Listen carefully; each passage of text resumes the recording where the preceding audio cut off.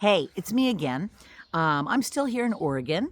I'm in the backyard of my kids' new home, and I'm just enjoying a different scenery than I normally have in Maui. And what I'm looking at right now are these little mosses and lichens. Can you see that?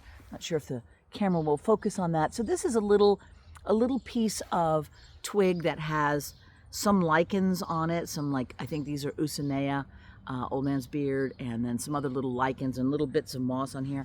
I find these, and there was another little clump of it. They're always everywhere in the grass around here because they're just everywhere. They're on every tree. They're on the roofs. They're just everywhere. Probably on the birds and the squirrels.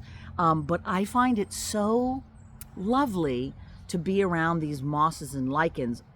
I think part of it is when I was a kid, we grew up with kind of a large old woods forest at the top of our street, and I went in as kids. We all did, all of us siblings. But I was in the woods all the time, and there's just so many mosses, and we didn't have these kinds of moss, but we had other kinds of moss. And to me, the mosses like bring your perspective down to like this little world. Like this little mossy clump is like a hillside, and like what lives on that hillside, everything becomes a different proportion and dimension.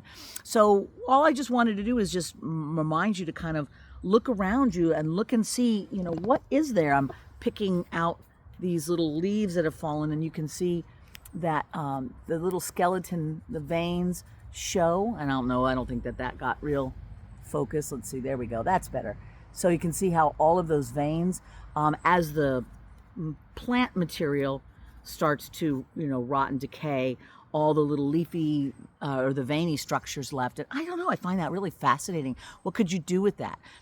Could you use it almost like a print? Like, do you have one of those jelly pads where you can put ink on it and then make different impressions? That could be interesting.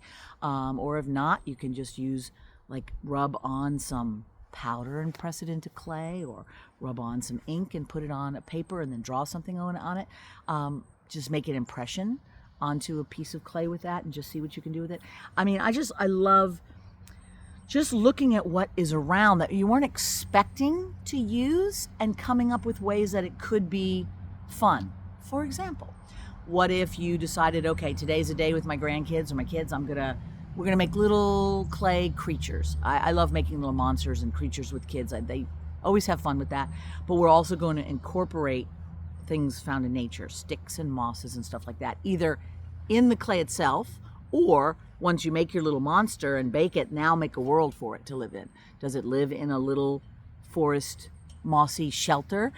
Does it have a house and there's moss on the roof? I mean, who knows?